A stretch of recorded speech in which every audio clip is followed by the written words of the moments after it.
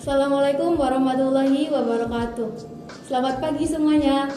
Semoga kita semua dalam keadaan sehat walafiat, selalu mentaati protokol kesehatan serta stay at home. Saya ucapkan selamat datang kepada peserta didik baru Madrasah Aliyah Negeri 1 Cirebon tahun ajaran 2021-2022. Dalam kesempatan kali ini, kita akan melaksanakan kegiatan Matsama pada hari kedua, yaitu tentang penjuruan dan kegiatan belajar mengajar bersama pemateri kami, Bapak Dr. Ades Effendi Mufid. Assalamualaikum warahmatullahi wabarakatuh, Bapak. Waalaikumsalam warahmatullahi wabarakatuh. Bapak, bagaimana kabarnya? Alhamdulillah baik. Punten Bapak, sebelumnya saya meminta waktu Bapak untuk sedikit berbincang-bincang mengenai penjurusan dan kegiatan belajar mengajar di Madrasah Aliyah Negeri 1 Cirebon. Ya, baik. Bapak, saya memiliki beberapa pertanyaan. Yang pertama, jurusan apa saja sih yang ada di MAN 1 Cirebon itu, Pak? Ya, baik.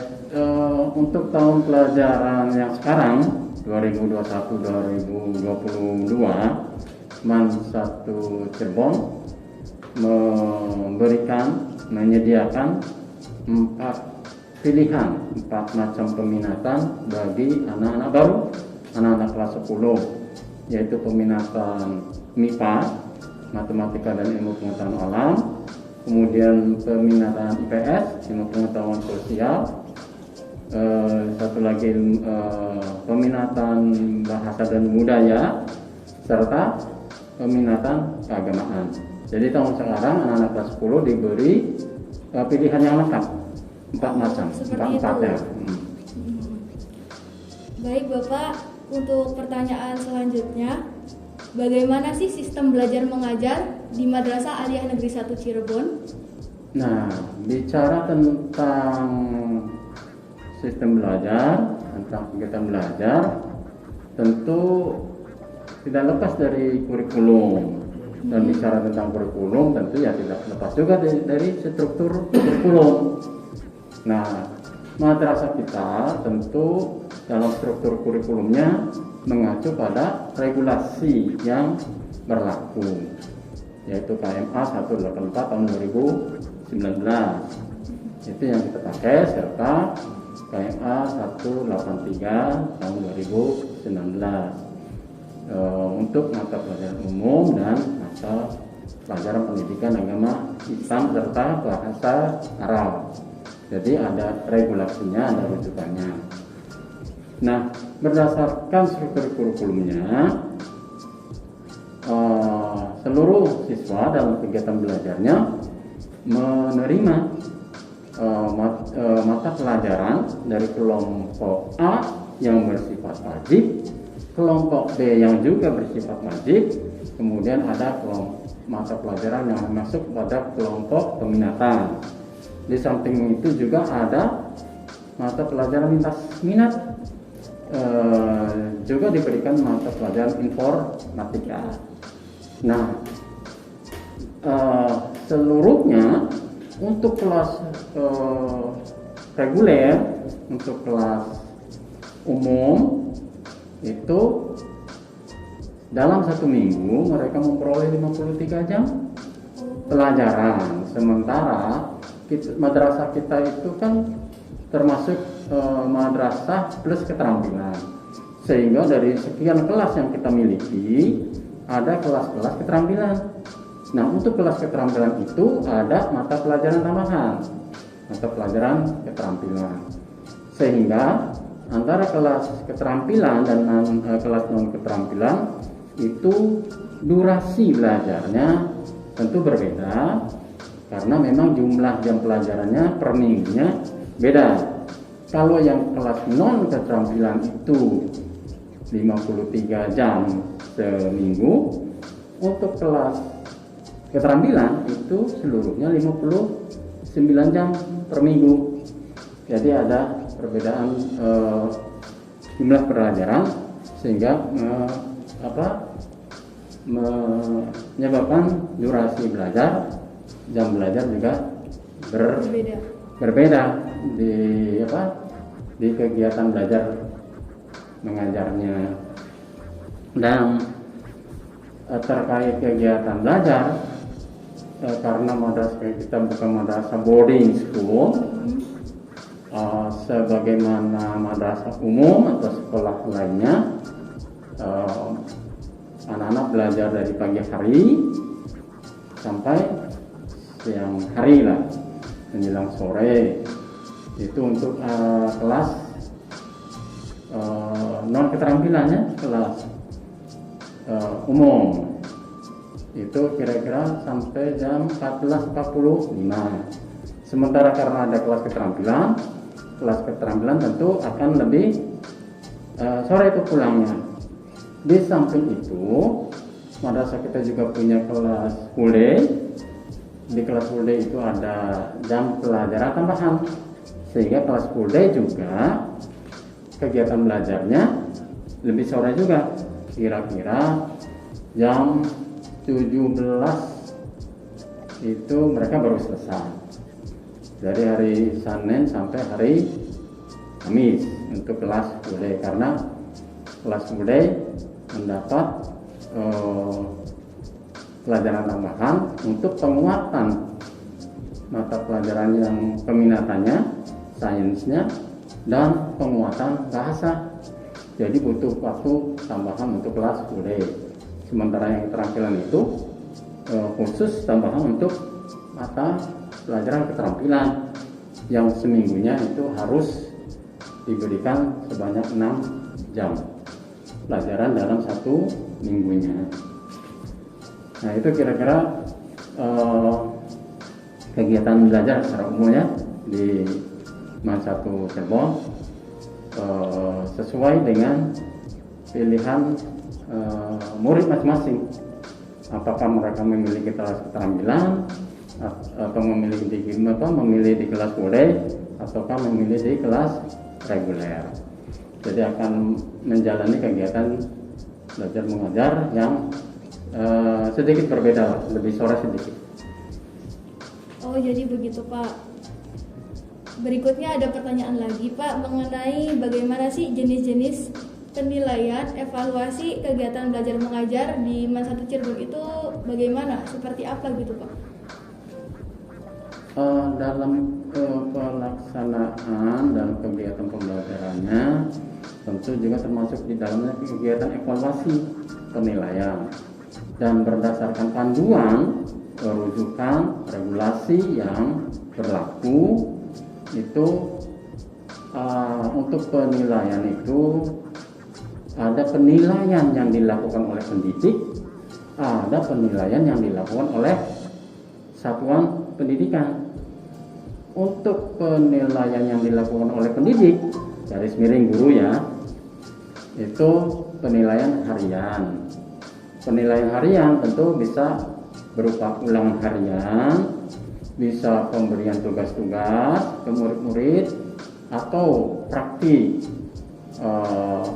dari materi-materi tertentu yang perlu dilatihkan, perlu diuji cobakan, atau portofolio, tergantung dari bapak ibu guru, dari pendidik, dan itu menjadi wewenang guru-guru dalam pelaksanaan jenis penilaian itu penilaian harian. Sementara untuk penilaian yang dilakukan oleh satuan pendidikan itu ada 3 lah. Ada penilaian akhir semester, itu tentu biasanya di akhir semester ganjil ya. Kemudian ada penilaian akhir tahun, tentu di semester kedua. Itu dilaksanakan oleh satuan pendidikan. Jadi dilaksanakan serentak seluruh kelas, dikelola oleh satuan pendidikan dengan menugaskan beberapa guru atau tenaga kependidikan untuk mengelola kegiatan tersebut. Nah, di jenjang terakhir tentu ada satu penilaian lagi, yaitu ujian madrasah. Hanya satu itu ujian madrasah. Sebelumnya kita tahu ada ujian nasional ya, ada yang sejak tahun kemarin sudah dihapus, sehingga untuk anak kelas 12 itu hanya menjalani penilaian akhirnya berupa ujian madrasah. Nah, ujian madrasah sendiri itu bisa bermacam-macam bentuknya. Itu diserahkan wewenangnya kepada madrasah masing-masing, kepada satuan pendidikan masing-masing. Ada yang ujian madrasahnya tes tulis semua mata pelajaran, boleh juga dilaksanakan dalam bentuk praktik misalnya, atau dalam bentuk penugasan, atau boleh juga dalam bentuk portofolio. Jadi di dalam penilaian itu bisa dilakukan dengan cara yang berbeda-beda sesuai yang dipilih oleh madrasah masing-masing, dan itu memang ada regulasinya, ada ketentuannya. Dibolehkan dengan 4 macam pelaksanaan ujian madrasah itu. Jadi itu ada kira-kira ada 4 yang penilaian itu. Penilaian harian yang oleh pendidik, PAS, KAP, dan UN itu diselenggarakan oleh satuan pendidikan, yang semuanya mengujikan sampai batas mana kompetensi yang dimiliki, yang dikuasai oleh siswa, sampai batas waktu tertentu. Kalau PAS tentu mengujikan kemampuan siswa dalam 1 semester, begitu juga PAT. Kalau UM berarti materinya akan mengujikan dari 3 jenjang, yang kelas 12 dan kelas-kelas sebelumnya, gitu ya. Bapak, berikutnya ada pertanyaan, ini pertanyaan terakhir. Bagaimana sih sistem kegiatan belajar mengajar selama masa pandemi menurut Bapak? Nah, terkait kegiatan belajar mengajar di masa darurat karena pandeminya COVID-19, Betul. yang kita tahu sudah berlangsung, sudah mulai sejak tahun kemarin ya, awal tahun kemarin itu. Kemudian Kementerian Agama melalui Direktorat Jenderal Pendidikan Islam itu mengeluarkan panduan kurikulum darurat namanya, sehingga kita sebagai salah satu madrasah yang ada di bawah naungan Kementerian Agama dalam melaksanakan kegiatan belajar mengajar di masa pandemi, merujuknya, mempedomaninya pada regulasi tersebut, pada panduan tersebut, panduan kurikulum darurat. Nah, berdasarkan ketentuan yang tertuang dalam panduan tersebut, maka kita tindak lanjuti, kita atur, kita rancang kegiatan belajar mengajar yang ada di madrasah kita dengan rujukan yang tadi itu. Nah, setiap madrasah itu kan di awal tahun itu harus membuat dokumen kurikulum terlebih dahulu untuk rujukan, untuk pedoman pelaksanaan kegiatan belajar dalam 1 tahun. Nah, dalam dokumen kurikulum kita sering menyebutnya dokumen 1 kurikulum madrasah. Itu kita merancang kegiatan belajar karena ada masa pandemi itu 3 macam. 1, bila pandemi ini berakhir, maka tentu kondisi akan kembali normal kan? Maka rancangan yang pertama yang kita bikin tentu kita tetap harus membuat rancangan kegiatan belajar untuk kondisi normal. Itu kita rancang. Yang kedua, pandemi COVID-19 ini kan dalam perkembangannya dengan merebak wabahnya itu kan tidak bisa diprediksi kapan berakhir. Betul sekali, Pak. Sehingga bahkan di beberapa daerah itu kan tingkat keparahan kondisi pandeminya bisa jadi beda-beda. Ada daerah yang membuka, yang madrasahnya atau sekolahnya membuka kegiatan belajar mengajar tatap muka langsung, tapi juga ada daerah yang sama sekali kegiatan belajarnya tidak bisa tatap muka langsung, harus melakukan sistem pembelajaran jarak jauh. Sehingga selain rancangan kegiatan belajar dalam kondisi normal, kita juga merancang kegiatan belajar mengajar bila memungkinkan tatap muka secara langsung, tentu dengan pembatasan. Nah itu kita rancang, itu rancangan kedua itu ya. Nah yang ketiga berkaitan dengan pandemi yang menyebabkan banyak madrasah, banyak sekolah yang harus melaksanakan kegiatan belajarnya secara virtual, secara dalam jaringan, secara daring, secara online. Maka madrasah kita Madrasah Cirebon ini juga merancang kegiatan belajar mengajar yang ketiga, yang biasa kita sebut dengan PJJ. Jadi dengan kondisi pandemi sekarang, berdasarkan rujukan tadi panduan kurikulum darurat yang dari Direktorat Jenderal Pendidikan Islam itu, maka kita harus melakukan penyesuaian. Penyesuaian apanya? Penyesuaian alokasi waktu untuk mata pelajaran. Misalnya bahasa Indonesia seminggu dalam kondisi normal itu 4 jam. Tentu dalam kondisi pandemi, dalam kondisi darurat tidak bisa lagi dipaksakan 4 jam, sehingga harus ada pengurangan. Begitu juga durasi belajar. Satu mata pelajaran dalam kondisi normal itu harus 45 menit. Tetapi dalam kondisi darurat, dalam kondisi pandemi sekarang, tentu juga tidak bisa dipaksakan. Sehingga dari 3 itu, 2 rancangan itu kita sesuaikan dengan ketentuan kurikulum darurat yang dikeluarkan oleh Kementerian Agama. Dan madrasah kita sudah mempersiapkan diri sejak tahun kemarin itu, baik yang tatap muka dengan pembatasan, tatap muka terbatas, dan PJJ. Semester kemarin kita dengar ada kemungkinan tatap muka langsung.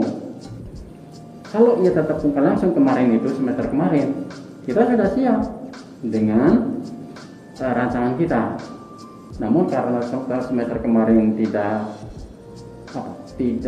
belum ada izin, belum ada kepastian untuk tatap muka langsung, kita masih melaksanakan dengan PJJ. Nah sekarang di awal tahun pelajaran 2021-2022 kita sudah sepertinya sudah mendapat kepastian karena kondisi pandeminya masih merebak kuat, angka terkonfirmasi positif juga masih tinggi. Jadi kita tetapkan masih dalam sistem pembelajaran PJJ. Dan jadwalnya 3 macam, jadwal normal, jadwal tatap muka langsung terbatas, dan jadwal PJJ itu sudah kita siapkan, sudah kita berikan kepada guru-guru dan sudah di-share kepada murid-murid. Dan hari ini adalah hari pertama kegiatan belajar mengajar, tapi untuk kelas 11 dan 12. Sementara anak-anak kelas 10 yang baru ini, karena mereka murid baru, tentu mengikuti kegiatan-kegiatan perkenalan terlebih dahulu. Betul. Yang biasa kita sebut dengan kegiatan maksama ini, sehingga tidak langsung KBM. Nanti setelah maksama selesai, baru mereka mengikuti KBM dengan jarak jauh seperti kata kelas, ya begitu kira-kira.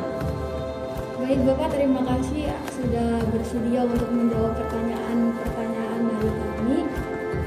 Penjelasan Bapak itu cukup sangat dipahami dan semoga adik-adik semua juga dapat memahaminya.